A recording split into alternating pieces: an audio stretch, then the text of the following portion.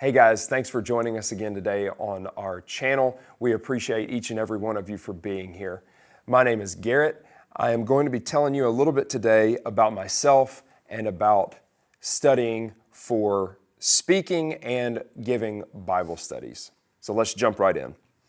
So the first question that was posed was, how did I get started? Which is kind of a broad question, but realistically we want to say, how did I get from where I was to where I am today? So I want to tell you a little bit about myself and a little bit about my story. So I am a fourth generation Pentecostal, a oneness Pentecostal. I've been in the church all my life. I've grown up in the church, but just because you are in the church does not mean that the church is in you. I went through a phase from young teenage years to adult where I wasn't right with God. I was doing things that I shouldn't do. I was going to places where I shouldn't go. And though it was harmless to me at that time, it was harming others. I was manipulating situations. I was manipulating people to do what I wanted to do.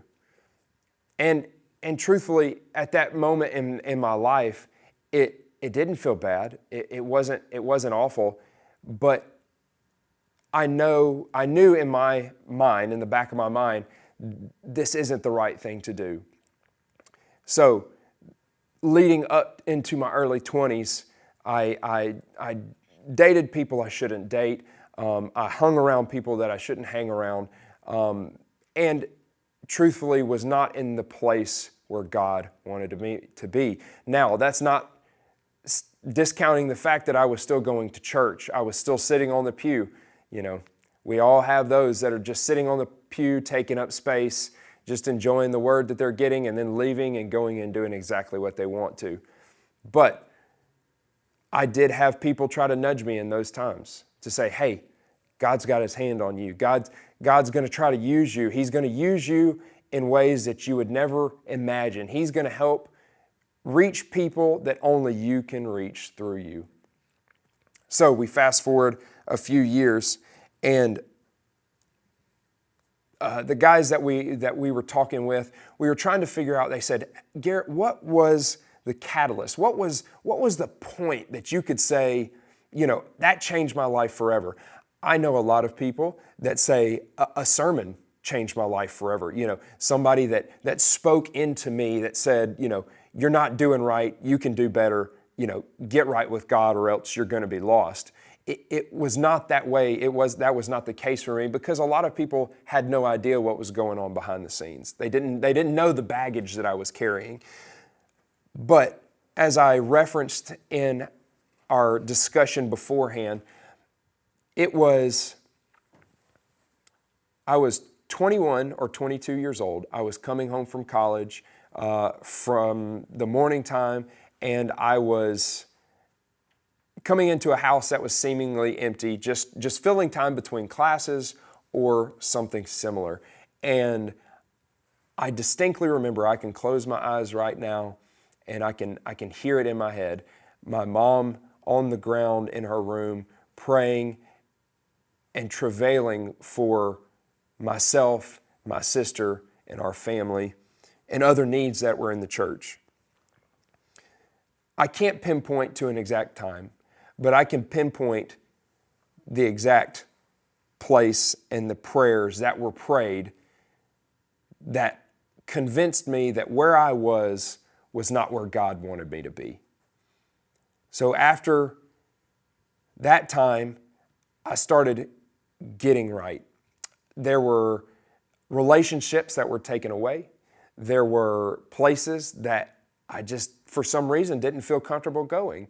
But God had his hand on the situation at every moment.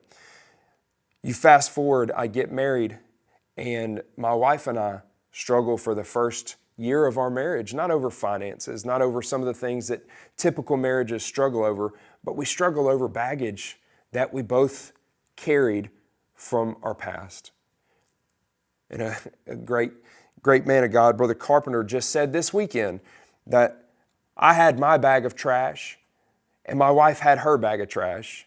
And at the altar, we just combined them both into one bigger bag, and we carried it into our marriage until we were both able to lay it at the altar.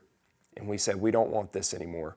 And that was what changed my life and started leading me into where God wanted me to be. It was dropping all the things that were behind me and looking forward to where God wanted me to be.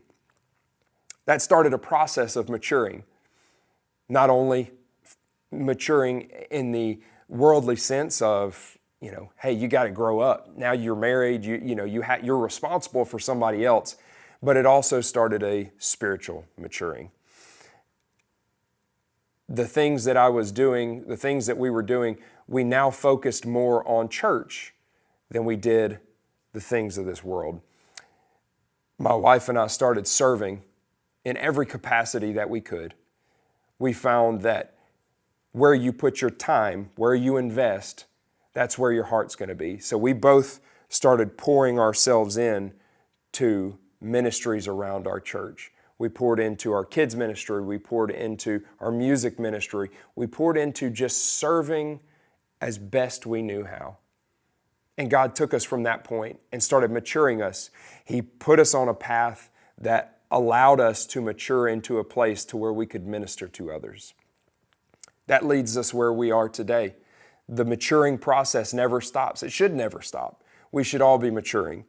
But that leads me to where I am today in a sound faith, a sound doctrine, praying for the sick, seeing them healed, seeing God do wonders and signs in these times in my life and in others' lives. It's serving. It's pouring into other people. And once you get your mind wrapped around that, God can truly begin to start using you. Just this past year, we've been so incredibly blessed to be able to see things that I never thought I would see. I never thought I would see somebody healed in front of me. I never thought I would be able to pray somebody through to the Holy Ghost. I never thought I would be able to baptize somebody. Yet God is doing things in our life to touch others' lives. It's very, very amazing what God is doing. So that's what took my wife and myself to a different point in our marriage.